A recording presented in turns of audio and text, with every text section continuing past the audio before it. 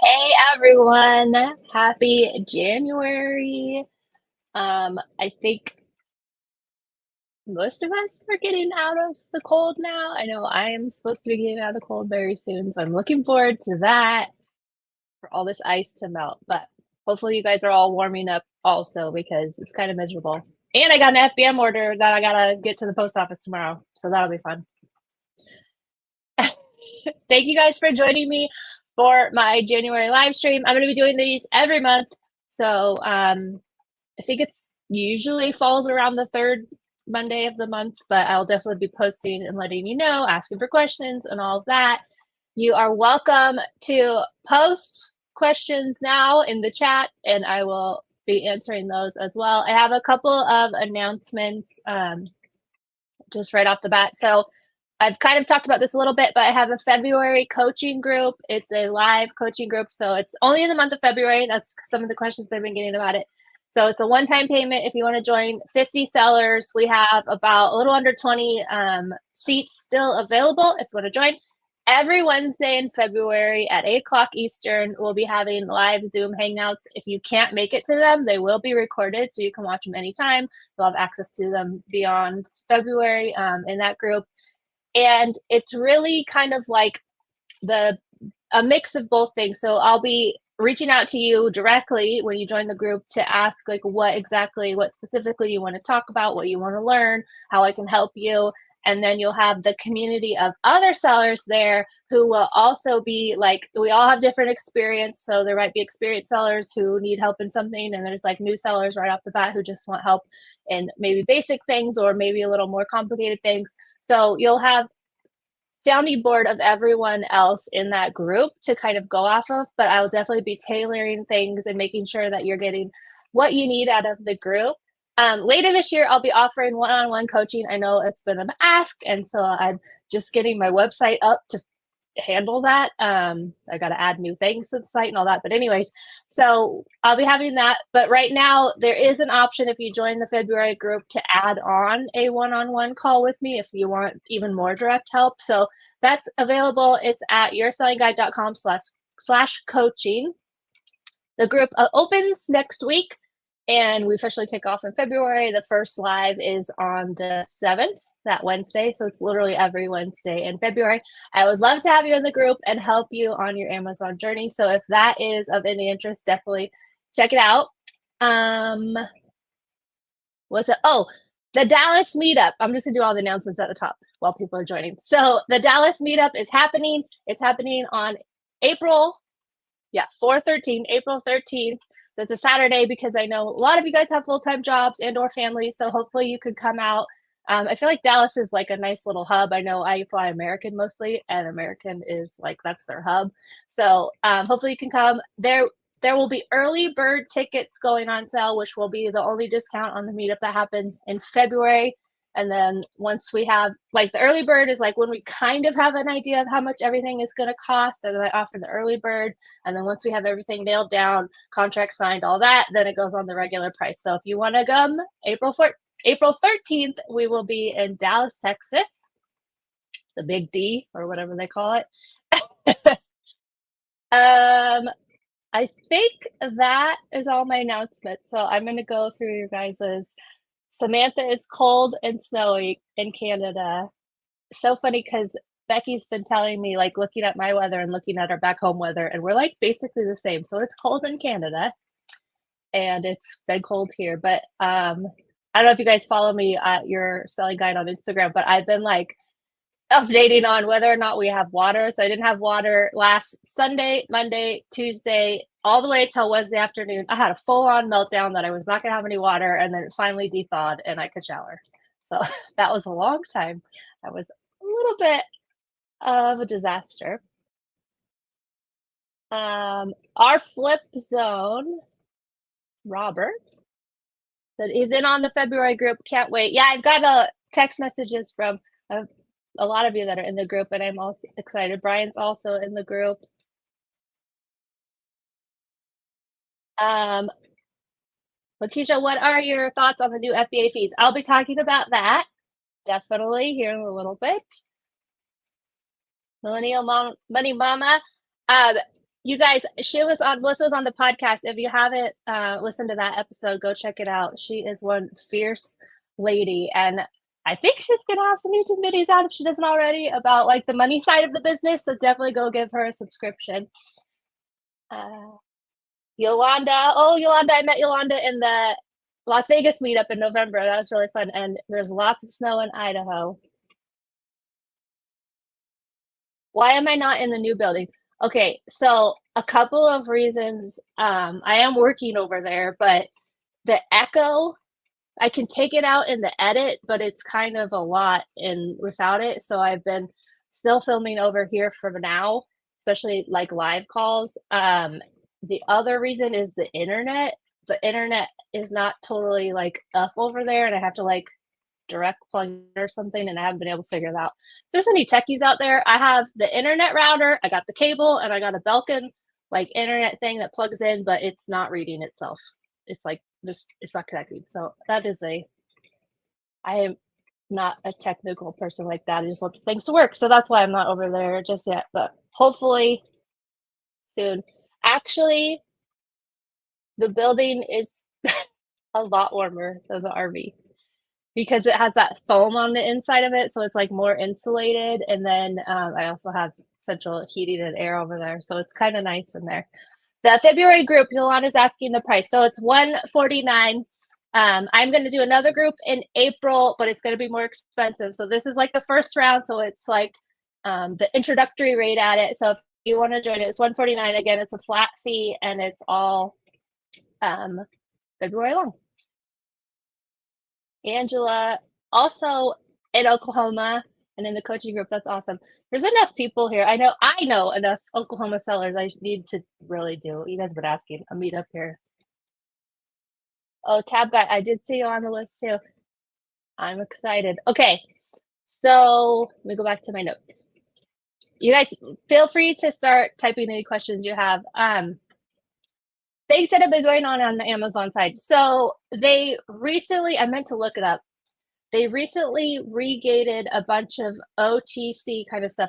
Some of you DM'd me this on Instagram, and then I was looking into it. So like I can't sell Tums anymore. I don't know if it's a glitch, because I'm sure you guys have had this happen too, where like you'll go sourcing, scan stuff, you can sell it, yay, and then 2 weeks later, a week later, you gated it again. And so I don't know and then sometimes it'll like redo it to where you're not gated again. It's like a weird glitch, but I think this one might be here to stay. So if you could sell Tums and you can't sell Tums, or like look if you could sell them anymore, there's other vitamins, but like not all vitamins. So I think it's another like sweeping role they did of supplements. They did this a couple years ago with like workout type supplements. So the fact that I actually stopped even scanning them because they would want documents for them, kind of like toy documents, but it was some other supplement document. I don't know. So I've kind of stopped scanning them in general. But Tums, if you can find the good ones for cheap, they were a good little buy. And then they also are regaining Clinique brand. If you sell Clinique, you already got the email that on March 19th that it's going to be gated. It's going to go up to premium beauty, would be my guess, because that's what's happened with all the other ones like Shishido. And I literally had like 2022, if you guys were following along, I had like a $1,200 product that I was selling. I got for like $180, and I was selling it for $1,200. And I could still sell that brand, but a lot of the other brands I got during that premium beauty like source that I had, I can't even sell anymore now. So it does happen. And I just wanted to touch on this, why it happens, because I'm probably preaching to the choir. If you're watching my channel and my video, you guys probably already know all this, but brands have value. And so when sellers price tank and degrade their value, like if you ever see something and you're like, wow, what a deal on Chanel, probably Chanel doesn't want there to be a deal on Chanel, right? That's why they protect their brand and their value. So if sellers keep doing that and taking the price, it's actually hurting everyone involved, because they're going to lock down their brand. They're not going to let you sell it. They're going to send you IPs and all that kind of stuff, because they're protecting their brand. So I always, if the brand's on it, or even if they're not on it, I always list it at what it should be listed at. I mean, there's not always, I'm going to say I'll price up. I'm never pricing it down. I'm always pricing it up because I want to make profit. So I've actually, a long time ago, probably 4 years ago, that brand, baby brand Aiden and Anise or something like that. They sent me a brand message, like a message or an email. I can't remember how it came, but they weren't telling me I couldn't sell or anything. They just wanted me to be at their MAP pricing, which is minimum advertised pricing. So they have value on their brand and that's what they want it to sell for. I was selling it too high. So they don't want their stuff too high. And so just as an Amazon seller, yes, we all want to make profit. The brand sells their stuff wholesale and out there, like at retail, for when it's on the shelf at TJ Maxx, it's like a discounted store, right? But if it's on the website, it's widely available where anyone can find it on Amazon or any websites. They want their minimum advertised price to be what they want it to be. And so it's hurting everything. I know you guys know that price taking sucks, but it's just like, it's only going to keep happening. The more we keep degrading the landscape of all these brands, they're going to not allow sellers, they're going to lock them down, and it's just going to keep doing that way. So that's just a little like, I don't think everyone thinks about that, but brands have value. They want it to be what it is. And so what is that one brand that went to Kohl's?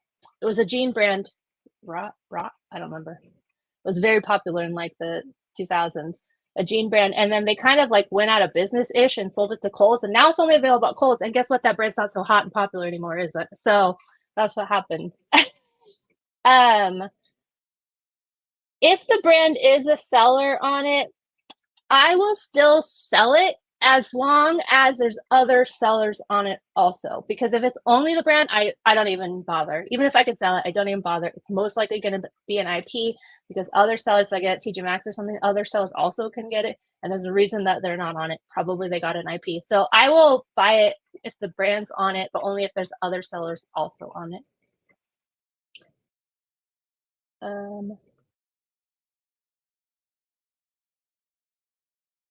Stacy said, do you match the price when they have the buy box? 100%. Someone has IP alert. I have it, but I don't want to go check it. But if they issue, but I would always match the brand's price. If you see on Keepa that they have it 100% of the time, again, it's not, I probably wouldn't bother. Same with Amazon. If I see Amazon's listing, it's not a total no, but I do look at Keepa to see if they also sell or if they share the buy box. Even if they share it like 2%, that means they are sharing it. I'm not going to go crazy deep on it, but I actually don't even try to like undercut Amazon's price. I know a lot of people also do that. One other thing that came up in the Bolo group is suppressed buy box. I think there's a lot of misinformation or just people don't know. But a suppressed buy box is a great thing because you can sell it for more money. Amazon just thinks the price is too high, so they take that buy box away.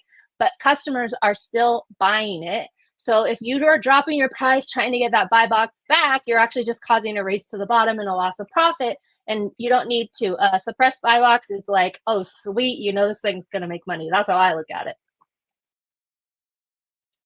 Okay, back to my notes. Okay, so the low inventory fees. You guys probably all got this email. Well, I think it came out around November. It's for FBA only, so that's thing number one. It's coming in April, so it's not rolled out yet. I get to explain it the best I can just from reading the different, Amazon's website and everything. But it's like if you have less than 28 days stock, they're going to charge extra fees on it. I'm still not 100% sure if it's parent level, meaning across all, I think it is though, across all sellers, or if it's just your stock on hand. I tried to kind of dig into the report and look at it, but I couldn't totally tell.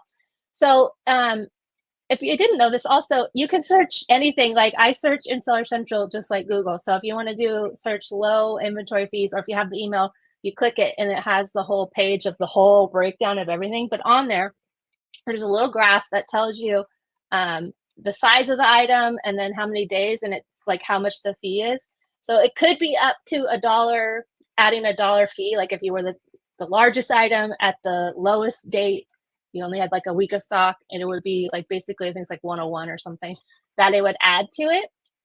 So how you can check your current stock, if you want to kind of look into it now, is you go to your inventory and then FBA inventory, and they've actually added a column. And if you haven't been there, even if you have been there, it keeps popping up like this is new, and it'll like highlight the new little area that they've added, and it tells you how much days of supply you have for that item, and then you could use that and cross-reference I'll drop it in this chat, the link to it, the chart on Amazon that will like tell you what the fee might be. How you could get around this is, well, if you don't want to get around it, you could buffer in $1 for like maybe you go for $5 profit like I do, and now you're going to say you want to go for $6 profit, just to cover that fee. Or if you have a little bit of an item and you don't want to send it in, you could just FBM it instead, and then you're going to pay less fees overall that way. Every year Amazon ups their fees every single year. It always comes around Q4 where they send them out, that the notice of what the fees are going to be. So far, this is the only fee difference that I've seen in email, but it's possible I missed an email. So if you've seen one, let me know.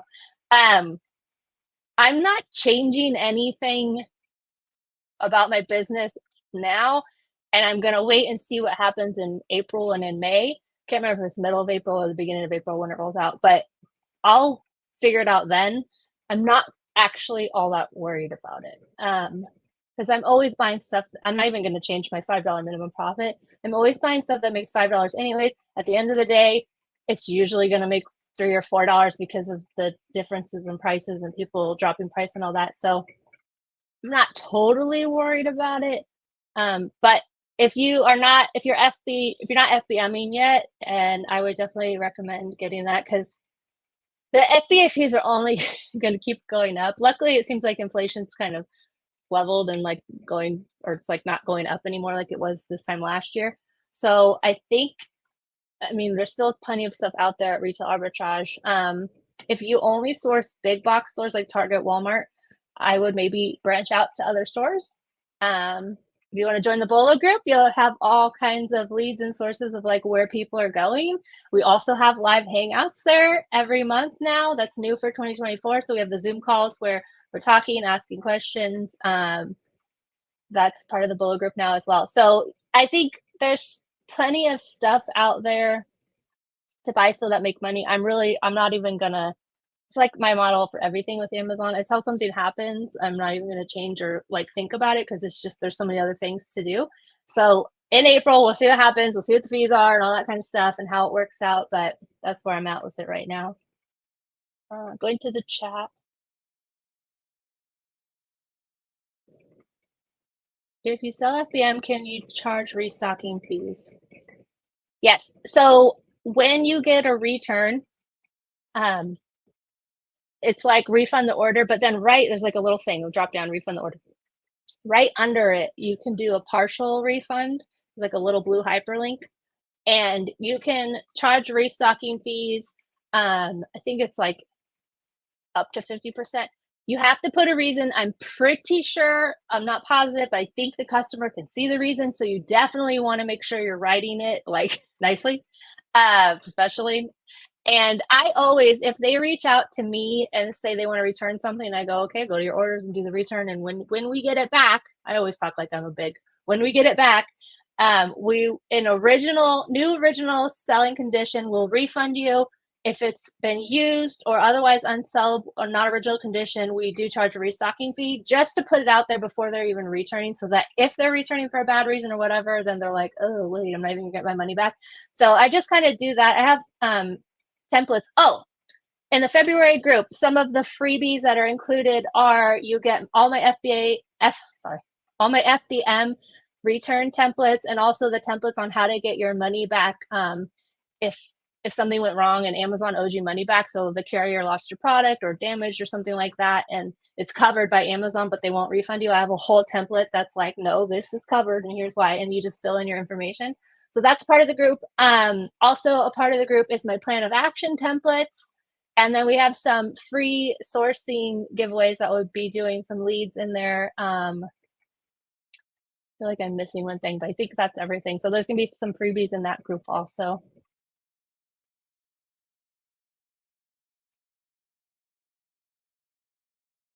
The buy box suppressed. Yeah.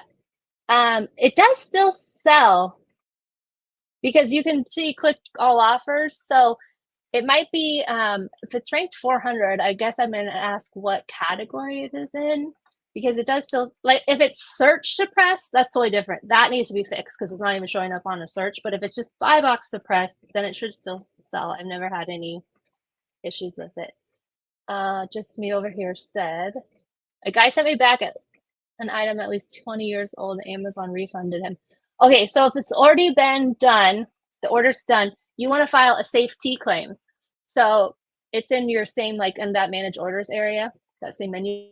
You need order number, and then you need photos of the item and any packing. Like I take a photo of the box it came in, the label that's on it, as well as the product, and then I just describe. So this happened with some costumes. I was like, I say they smell foul, because you can't really see that in the photo, right? But I was just like, they're clearly used, blah blah blah, and I got my money back. It wasn't the whole order, but it was basically what I paid for it at Walmart, so I was fine with that. Because it's, feel lucky to get money back from Amazon. But anytime you have to deal with Amazon, I say this all the time, you can get the result you want or the answer you want. It might just take slamming your head against the wall a lot of times talking to them to get it. But the more professional you are, the more you have all of your information and all of Amazon's policies to back you, they absolutely will give you the answer that you want. It just is really annoying sometimes dealing with them. The February group, so if you go to my website and like hit shop all, or I think it's just gearselling.com/store or shop, I can't remember. But anyways, if you go to that, it's like the first thing you see there, or you can go to gearselling.com/coaching, and it also will take you right to that page if you want to join that February group. Okay, questions I got over chat, texting. Heather asked to talk about IPI and our big swings in numbers, like IPI, something to be concerned about. So another reason you want to be in a community, because I learned this last year from someone in the Bolo group who told me about this. Okay, so there's a way to turn off restocking for your product, which will help your IPI, because if Amazon thinks you're low on it, you're not restocking, it's going to like mess with your IPI. I tested with it on Q4 and it really does help your IPI. So I think mine went down 1% in the last 7 days, or 1 point the last 7 days. But other than that, it had been gone up a little bit and then been steady. So how you do it, if you're following along, I'm going to read my note. So you go to your inventory dashboard, and then you know how it has another set of menus. Once you get there, you go to inventory and then restocking. And then there you'll see all the products that Amazon thinks you need to replenish. If you're not going to replenish, and even if you are, it doesn't matter, I would still turn it off. On the side there, the right side, there's like a drop-down menu. This is very manual, which is annoying, so it does take some time to do. But if you click it and click Customize SKU, or hit, yeah, Customize SKU, it'll open another page. And on that page, it's like the second question. It's just 2 little dots, yes or no, replenishable. Put it on no. You don't have to hit save or anything. Once you put it on no, it like automatically saves. So what I do to do it a little bit quicker is I'll literally go down that list of restocking and like click to open the tab. I literally had a bunch of little tabs open on my laptop.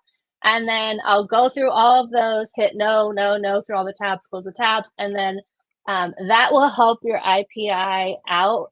If you have, so IPI is Inventory Performance Index. It's only for FBA, it does not for FBM. And basically you have to, I think it's above 400. I think that's where the green, and then it goes down to pink. You have to have that to like, it's like comes down to like the fees they're going to charge you and how much warehouse storage you can have basically. And it takes into account your stranded inventory, your unfulfillable inventory, your excess inventory, and your in stock or whatever, right? So I never really touched it before last year because I was always in the green. Even if I was like close to the pink, I was always in the green, so it didn't really matter to me. Literally, as long as you're in the green, your IPI is fine. It'll go up and down. It's like a rolling number. That's why it says it's gone up or down in the last 7 days when you look at it. But yeah, so I would turn off restocking and see if that helps you. And again, shout out to the YSG community for letting me know about that. So I think that this is the best thing. The other thing is, it's been a while now, but they moved stranded inventory. So in that same dashboard of your inventory, you'll be able to see there's like stranded and unfulfillable. You want to make sure. I recently went into my unfulfillable. Oh, if you got gated, what I was talking about earlier, regated, they'll be in your unfulfillable or your stranded. So check there to see if you got regated anything. But I make sure. I just went there last week and I had like 26 unfulfillable items, and I was like, oh, that's probably not good. So I asked for them all back. I always ask for everything back, even if it's expired. The only things I don't ask for back are warehouse damage, because you have to leave them there and you'll get reimbursed for them if they're warehouse damage. If you ask for them back, you probably are not going to get reimbursed. So I always leave warehouse damage, but customer damage, expired, whatever other reasons I can't think of. Carrier damage, I would leave there also. Basically, if the damage was not your customer or it's not expired, just leave it there. Sometimes it's you got regated and that's why it's stranded or unfulfillable. Kara asked, when shipping your products to Amazon FBA, can we reuse boxes? Yes, absolutely. From what I know, the only ones you cannot use are alcohol or fireworks boxes. And those are, I mean, the alcohol ones, like if you're at Trader Joe's or something, you got the wine boxes, but those are not like common boxes. So any other box for FBA you can use. For FBM, you could. I would not recommend it. I always use clean boxes. I get them from Uline and I get them from Walmart, and I get them for free from the UPS. So I have a blog that talks about how to get free boxes from UPS. It has the photos and tells you like literally step by step how to get them. They're smaller. They're like 9 by 3 by 6, and there's, I think it's 10 by 9 by 3 or something. But they fit a good amount of stuff. So if you get a free box, I mean, it's all the better. You also can get the free shipping labels for thermal printers from UPS. So I would definitely do that. But yes, reuse boxes. When I first started, I actually went to like grocery stores and asked them if they had any boxes and just used all those for free. But then it kind of becomes cumbersome. So now I just buy them from Walmart or Lowe's. The Lowe's ones are really good. They're like 18 by 18 by 24. Those hold a lot. I like those the best. Oh, thank you. Great deals, Depot. I appreciate it. Hey, Rick. Rick has joined us. Ty, what about books? What about books? I need a little more information because I don't remember what I was talking about. Okay, so if your listing says search suppressed, you should be, if you're in your managed inventory, you should be able to click the word search suppressed. It's like usually on the side by the photo, and it'll take you to whatever, another page that'll say what is search suppressed. Enter the information that they want. You might have to look if it's like a description or something. I usually just go to like Walmart or Target or wherever else has the product and the description, or you could write the description and then save it. If it doesn't fix it by the next day, then open a ticket and just tell them like, hey, this is search suppressed. It asked for this. I entered it. It didn't work, and see if they can help you out. That's usually what I have to do. Some of them work, some of them don't. And you have to ask Amazon for help. Oh, the low. I don't know about books in the low, because some books take forever to sell. And they're, well, no, that'd be the opposite. It didn't say anything, unless I missed something. It didn't say like certain categories were off limits, but now that I'm saying it out loud, books that take forever to sell will actually have a long day of supply. So it's just hot. It's basically anything that's a hot product that you should need more to work. So days of supply is how many days you have on hand for that product, right? So if you only have 12 days of supply because you only have one product and it sells really fast, it's going to be different. Okay, back to my, let me type this out. Gosh, so I can post it. That's the link. So yoursellingguide.com/coaching if you want to join the February group. February live coaching group. It's going to be very active. Like I'm going to be there every day. answering whatever questions we'll have the weekly calls, but I'll be in there all day, every day in February. I might take an occasional Sunday off, but all day, every day in that group. So definitely check it out. Okay, Rick asked about customer requests. What happens? And I have another question from someone else. What happens when a customer requests a refund because they never received the FBA order? So if it's FBA, Amazon was in charge of the delivery of it, so you will get a refund on it. It just takes 60 days. It takes, because that's just what it is. So it takes 60 days before it'll be credited back, but you will get reimbursed because it was not your fault. Same with FBM. If something happens FBM and it's carrier related and you bought shipping through Amazon, that is one reason why you want to buy the shipping through Amazon. They have a new VQ or something that they rolled out. I went through the process of signing up for it because you get I guess cash back, but you also save a little bit on shipping supposedly. I personally, this is just me, a lot of members of the community use it and love it. I didn't like all the access to my account, and I know it's an Amazon company, but I didn't like all the read write access that I had to give them in my account to buy shipping labels. So I mean, it wasn't just like orders. They wanted all the stuff if you read through that thing. So I just stopped at that last second and was like, yeah, no, I'm good. But that's just me. I am a little bit of a not conspiracy, but like I didn't see, it was like more access than like Inventory Lab needs to my account. So I didn't see the point of it. So that was me. The February group is only 1 month. It is only just February. There will be another one in April. If it seems like something people want on an ongoing, reoccurring basis, like where you could join it for a month or 5 months or whatever you want to join, I'm considering having that option later in the year. But I'm just going to see how it goes, how everyone likes it, if it's helpful to everyone, if it's what you guys need. I definitely am open to doing them on a rolling basis. But for right now, it's just all February long, 4 lives plus the group. Hopefully you'll meet some friends in there. You can chat like after the group and all that. Okay. The other question I got about was from Vera. She texted to me. Can you cover reimbursements and customer refunds? What does Amazon pay you back if they've damaged the product? If they've missed the fulfillment to the customer? What happens if it comes back? Does it go in your inventory? So almost everything now is going back as stranded, customer damaged.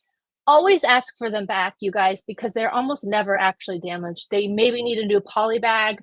I got like a Starbucks cup back and it was like, it was fine. I can't remember why I need to wipe. I just like kind of wiped it down and then I resent it and it wasn't used or anything, but I just felt like, I don't even remember why I wiped it down, but I re-poly bagged it and sent it right back in.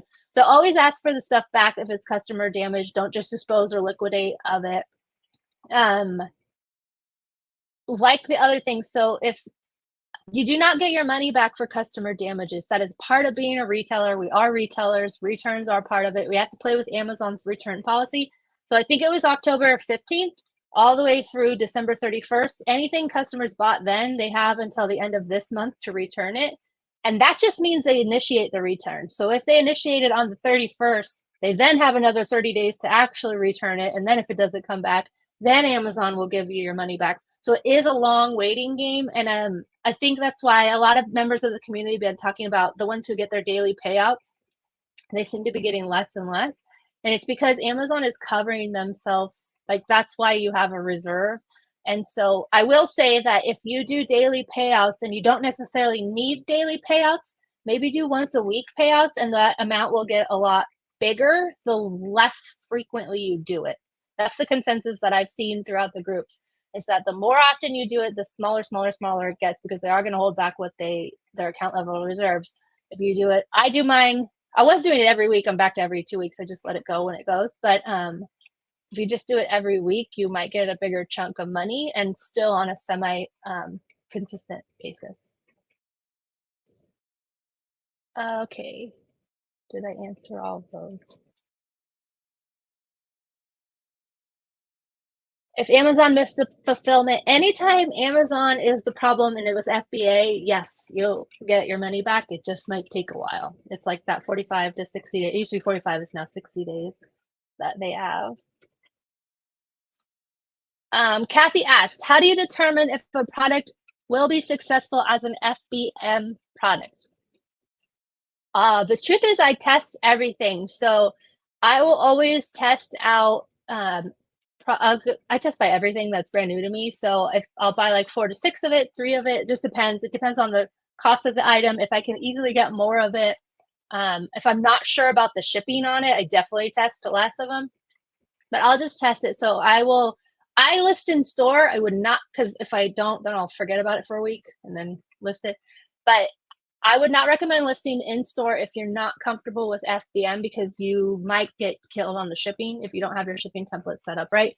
So I just kind of test it out. For me, anything that's grocery does not do well with FBM. That's just my experience with it. I have some items, like some of my bundles I've made, I always do them FBM to start, just to like get it going, because I don't want to send a bunch of stuff to the warehouse that's going to sit, or I'm going to have to ask for it back. So I'll list my bundles FBM to start. And then once they start selling, I will send them in FBA, and then they seem to sell faster and more of them once I send them in. Right now, it's pretty equal, FBA and FBM. The buy box is rotating between all of them. There is like a slight, ever so slight advantage to FBA in some instances. The reason I want to FBM stuff is like Valentine's Day stuff. It's too close to the holiday to send it in. If there's a shortage of something, you got to sell it fast, and it's way faster to sell FBM as long as the product is going to sell, because it's going to have to, you have to send it in your shipment, you got to get to the Amazon warehouse, got to do all its traveling around all the different warehouses, and then it becomes available, which can take like 3 weeks, 3 to 4 weeks before it's like available, depending on your warehouse you send it to. So FBM is like killer for those things. Also, anytime something pops hazmat, while I can send stuff in FBA hazmat, I prefer to just FBM it. I've had a lot of deodorants last year pop hazmat for some reason. I don't know, but they will all sold FBM. And the great thing is you can kind of see if it's selling faster, and then you can go buy more of it by doing FBM. So there's a lot of different reasons. It all just comes down to literally testing it. Like once I see something selling, if it's not like what did I just say? Out of stock, like a shortage. It's not like a shortage of it, like Amazon's out of stock on something, now I'm going to sell a bunch of it. Then I will send stuff in FBA, just because you could send, for me anyways, I can send a lot more in FBA, and it's a lot more manageable for me than to do all the FBM orders. Plus, like I said, there is, in my experience, a slight advantage to the buy box in FBA versus FBM from what I've seen in my own business. Do you have a shipping template? Where did I just read that? Gabby. So in my Q4 prep series, my playlist from last year, there's an FBM video or 2. And then there's also FBM 101, and I show my templates in there. I really use mostly my free shipping template for everything. You got to buffer in. One other mistake I see people with FBM is they offer free shipping, and it's something gets lost and they don't actually do that profit. Like they haven't calculated shipping in, because you are paying for the shipping. Even if the customer paid for it, you're paying for it. You just got money from the customer. So you're always going to end up paying for the shipping. So don't think you're like making profit when you're not, because you didn't buffer in that shipping. You do not need a GTIN to sell a bundle. So I also have from last year a bundle video. I think it was around May of last year, like Bundles 101, and I show you how to go through the. You just basically say, another thing I learned from live hangouts with the community. You say my product doesn't have an identifier, and then it won't ask for a UPC or GTIN.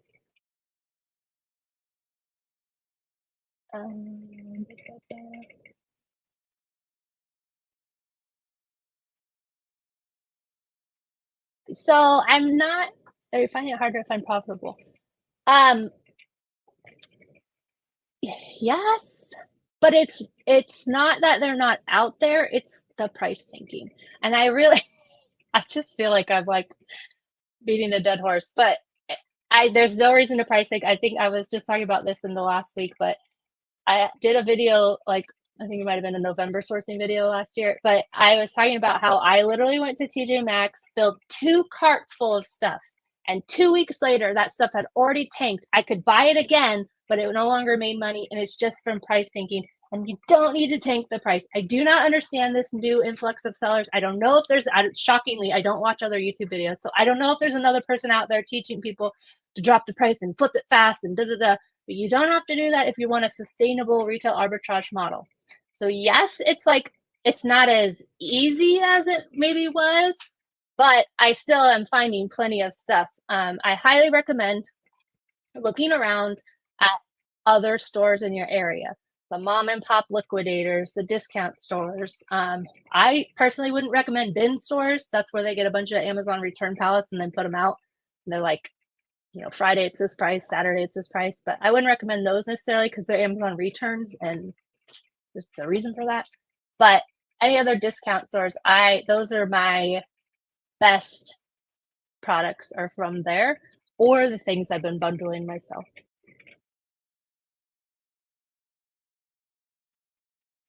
Okay. Keep clicking the wrong thing. Sarah asked, my question is when you're sourcing RA items at places like TJ Maxx, Ross, or Target, what happens if the brand issues you an IP violation, you took all the precautions, etc., and you have a receipt and not an invoice? So if you get an IP from Amazon, not the brand letters that they send you and it's like a customer inquiry and they're like, hey, we have a question, see attached. That's probably another seller trying to get you off their listing. You are your business owner, so you do what you want to do. I delete them. I mark them as, you have to, okay, so I report them to Amazon as a buyer is harassing or intimidating me.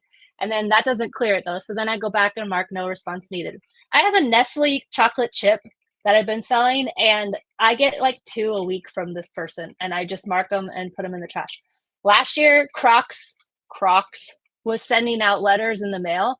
You guys, I could go on Amazon and get a bunch of people's addresses just like you can and just like these other sellers can.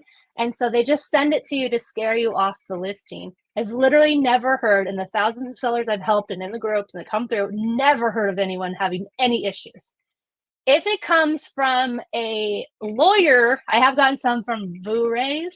They come overnight, FedEx, which that in itself's got to cost money. Those ones I pull down because I'm not trying to deal with a lawyer. Even that, you can tell when they're like more legit lawyers. It's a thick packet of paper. It's got your real legal business name. It's got all your real information. It's not an email that goes to your ex-husband or your ex-husband's mom. For I don't even know how they got these emails, but that's also helped. I've gotten some in my spam on an email that you don't use for anything Amazon related. So I don't know where they get that contact information, but yeah, if it comes from Amazon, you'll know it because it says, the email says it's from an email, an at amazon.com email, and it says, notice policy warning. And it's very like, oh gosh, and then it has all the things of what you've done wrong. You can, for the most part, this happened last year, you can just acknowledge it and have it taken off your account in literally a matter of minutes. If that's not an option, you would have to do a plan of action. And yes, you can use receipts. Even it doesn't matter, that's not an invoice. You have to do a little bit of like, I call it PowerPoint, but what do we call it now? Slides, where I do my receipt, I point a line, I type in the ASIN, this is what it's for, this is where I bought it. And you can do it always, like I said earlier, with Amazon, you got to keep fighting till you get the response you want. So if you get an IP or anything counterfeit, there's been a couple counterfeits without test buys recently, do the appeal. And then what I've had is like, we still don't have enough information. Then I literally go, because they're trying to reinstate it. They think you want to reinstate it. I literally say, I do not want to sell this product. I just want it off my account. And then they'll finally take it off your account. So just keep fighting with them. But not all brands lock down their brands. Maybe they don't know how. Maybe they don't have a trademark. There's a lot of different things that go into being able to lock down your brand. So, but they can issue IPs. So if it happens, you can do all the research. I've gotten, I got 5 in one day from one brand last year. And they all came off. I acknowledged it and they all came off. But if you get you do all the research, you could do IP alert, it still maybe will show up. You'll get an IP. Just deal with it. It's something to really super concerned about. I use IP alert. I do have a coupon code Nikki for IP alert, or you can just go to yoursellingguide.com/IP alert and it'll take you right to it with the coupon code and everything. But I use that in store all the time, especially if it's a beauty brand specifically that I've not sold before, because that's what I tend to get most of my IPs. It's from beauty brands. So that's what it's, but they will accept your invoices. So you don't have to worry that it's not an invoice. I'm sorry. They will accept your receipts, so you don't have to worry that it's not an invoice. Brian asked, generally, I'm only finding 2 to 3 SKUs in stores, and I see other people come out with bagfuls. Maybe I'm being too tight on my requirements of what I'm looking for. It could be. I've always said this. So I have my new seller guidelines. That's what you get when you sign up for my email list, like a whole little book, and it has my ranks for new sellers. That's specifically for new sellers because as a new seller, you want to see it working faster. And so the ranks for like things that are going to sell fast. I have the $5 minimum profit. A lot of people in my community don't follow that necessarily. They're fine with $1 or $3. I, because of all the price fluctuation, have always stuck with $5. But if you want to try things out, try things out. So with the ranks now, like I don't follow that because I'm not a new seller anymore. So test things out, test higher ranks in different categories. Like I wouldn't necessarily go really high in pet or baby, but if you want to try it out, see if it sells. List it FBM. I have a lot of baby clothes that I got from Kohl's. Oh, Kohl's is having their 50% off clearance, I think this week, later this week. All their clearance is going to be 50% off. So last year, I did it. I got a bunch of winter stuff for Carter's winter stuff. And I wasn't going to send it in, right? Because we're getting into spring and that stuff's not going to sell. So I just listed it FBM and it took a while and it eventually sold because it was a little bit higher. So if you're going to FBM stuff, maybe test higher ranks and see how fast it sells. That beauty product I got, that was the $1,200. That thing was like 500,000 rank in beauty, which is never a rank I would have gone up to. But I was like, oh, I don't know, that profit's crazy, right? $900 profit. Maybe I'll test it out. That thing sold really fast. So now I test higher ranks in beauty. So just test everything out for yourself and see what you're comfortable with because there is lots of product out there. And if you've been selling for a while and you're really staying on those new seller guidelines, maybe it's time to branch out and see what's working for you and what you're comfortable with. Okay, I'm going to the chat here.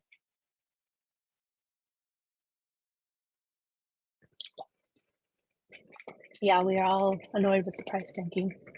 I just keep saying it on my videos, even though I feel like people are tired of me saying it. But just if you have seller friends, just keep educating them or pointing to my videos where I'll tell them, don't take the price. Okay, FBM, should we leave out of stock Christmas listed? So I actually delete all my products from my Amazon inventory. I delete and close because what happened in the past is I didn't used to always delete them and I got an IP for something I was no longer selling. I didn't even know that was possible, but apparently it's possible. So now ever since every 3 months, I'll go through and just delete anything that's 3 months old. I literally go to manage inventory and you can filter by the date it was last had action. It has like the created plus something happened. So I'll go by that date and anything like I just deleted a bunch of Halloween costumes last week. So I normally would, so here's why I wait that long. The return period, like I said, is 60 days for the customer, like overall. The only reason that matters is if something gets returned and it would go to stranded inventory instead of back into your inventory. But honestly, it's always going to go to probably unfulfillable anyways, most of the time. And at that case, you would just create another listing for it. Or if it went to stranded, you could just create a listing to relist it. So there's not really, if for FBM, yeah, I kind of delete stuff faster that are FBM, especially if it's something that had toy compliance or something like that. I just like to get that out of my account.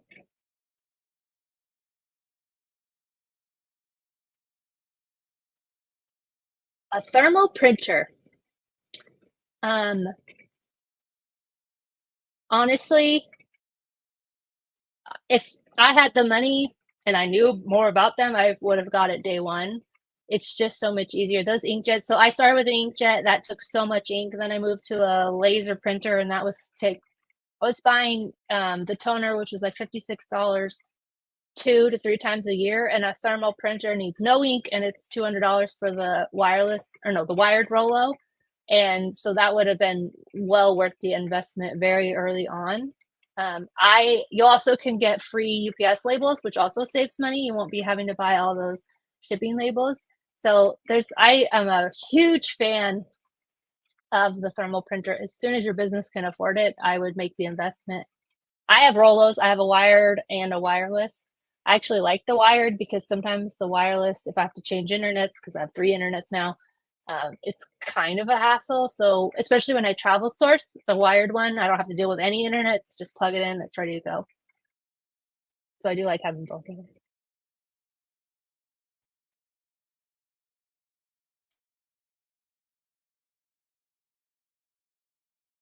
I don't. If you have QuickBooks, you could get the QuickBooks app to track receipts, but I don't actually track my receipts anymore. Um, they're just literally shoved in a drawer. So you do want to keep them. I don't keep them organized, but you would want to keep them semi-organized. Like I know some sellers have envelopes by week or by month, which is a great way to do it. So that if something happens, Amazon needs an invoice or receipt for something, or you got to return it to the store, whatever the purpose is, then you can more easily grab it. But you don't necessarily need to track them all digitally. In my earlier videos, if you've seen any of those, I did use something, but I don't anymore.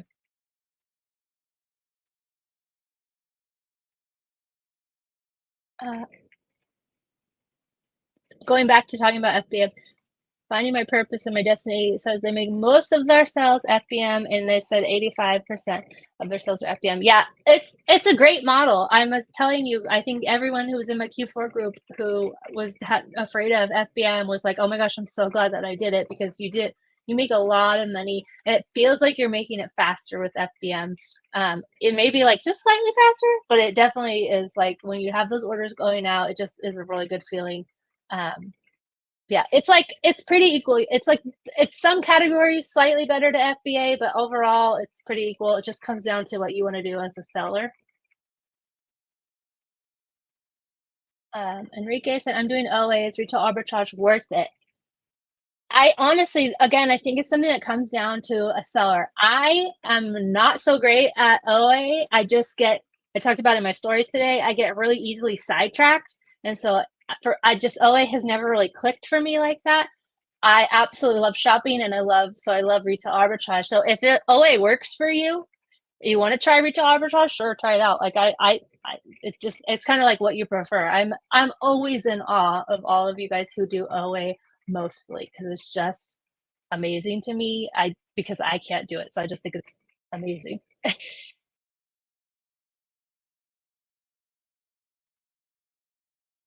So for the February group, it's not a BOLO group, so you don't have to share anything.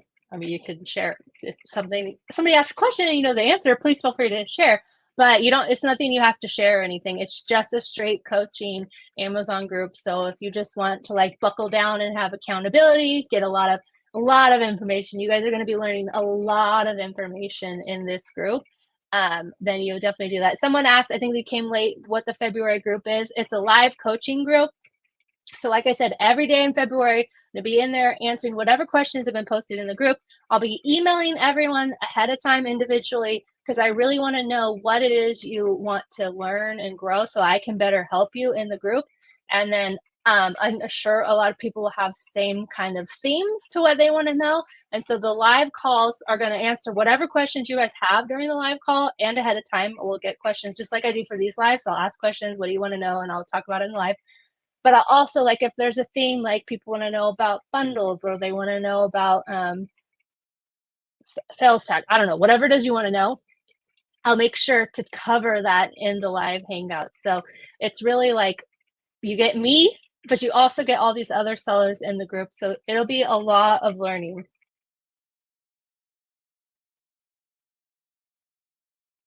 In the BOLO group, you would share one BOLO a month. So you share your BOLO, and you get all the BOLOs that everyone else shared, and we have it in a Google sheet. oh, I just froze. We have it in a Google Sheet. And so it's really easy to use when you're sourcing. So that's a totally different group. That's open year round. You can join. It's a month to month. So you can join for a couple months, 1 month, whatever it is for you if you want to check it out.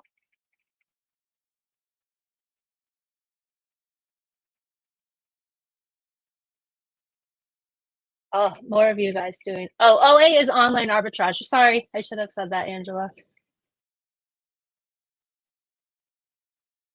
The February group is live for sale. There's you can see how many seats are available.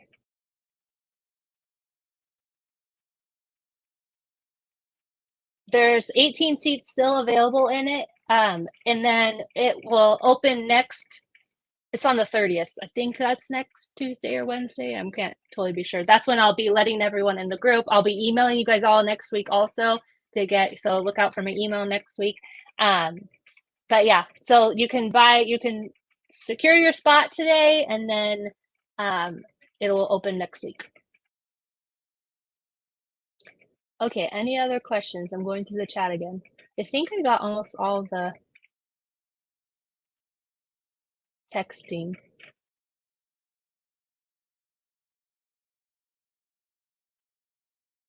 Ricardo asked, how much money do I need to start from zero experience? It really depends on you and your budget. So I started with $1,000. I think I bought a training like a couple months ahead of time. I think that was like $300 something. And then when I finally was like, okay, I'm going to do it, because it took a while. I set aside $750. So that was $250 was all the supplies, and then $500 for inventory. If you have more money to start, you can make it work faster. Like you'll have more inventory, right? So if you have the more money you have for inventory, the only thing with a new seller is you don't totally get it. So you're going to make bad buys. Absolutely, everyone's going to make mistakes and bad buys. It still happens to me today. So you just have to, like, I wouldn't go spend $5,000 off the bat while I'm learning, but maybe you say I'm going to spend $1,000 on stock this week and $1,000 next week, and you just learn as you're going. But it really does depend. You can start with $200, you can start with $100, you can literally start with whatever. The only thing is the supplies. So you do need like poly bags, and you need labels, and so there's kind of a fixed cost to all that. But for the most part, it really does. And I have been saying this, and I'll keep saying it. It's not get rich quick. It's probably not even get rich. It just is you're making yourself a business and a job. There's a whole lot of tax benefits to owning a business, first of all, but you're making yourself freedom and a job that you can do whenever you want to do. You can make as much as you want, or you can do it like I haven't been sourcing. This will be my second week I haven't been sourcing because all the weather, but then also I'm just trying to do all my office tasks. So it really does, like, that means my sales are hindering because I don't necessarily have a lot of stock. So there's like a give and take whenever you work for yourself. But I think the pros far outweigh the cons. And the better you do it, the more you get after it, and don't follow those other people who are going to tell you want to flip it fast and blah, blah, blah, because that's a real quick way to run out of money quickly and just like make bad buys. And just make sure whatever you're buying and you're selling, make sure you see what's going on, like be involved in your business, especially in the beginning, because if you'll identify bad buys and make changes and not do those things. But yeah, you can do it with however much money you want.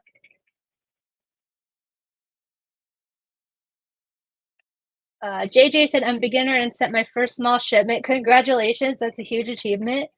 I also was scanning all over my house. I sold a bunch of stuff that was around the RV, actually, when I first started. If you have old books, definitely scan them.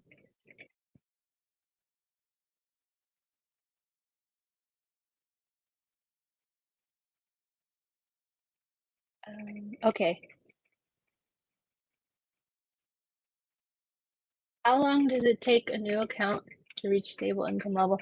I always say it could take 6 months before you pull out your first profit. It obviously depends on what you're sourcing, what you're buying, but I wouldn't expect you're not going to be paying your bills with this thing in the first 6 months, would be my advice. And even after that, it's a matter of how much you work it, how much you're putting into it. It literally is how much you put in is how much you're going to get out. So it just depends. I always say, like, pick something tangible you're working towards. So for me, it was, can this pay my RV payment?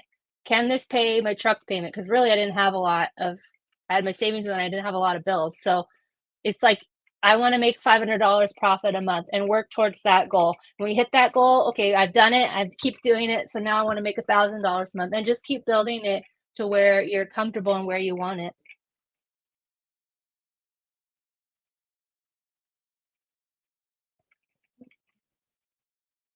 So let me get the link. Well, this chat's going to disappear after I end the live, but I will grab it. If you go to my website, yourselling.guide.com, and hit shop all, it'll be the very first thing there, or it's yourselling.guide.com/coaching.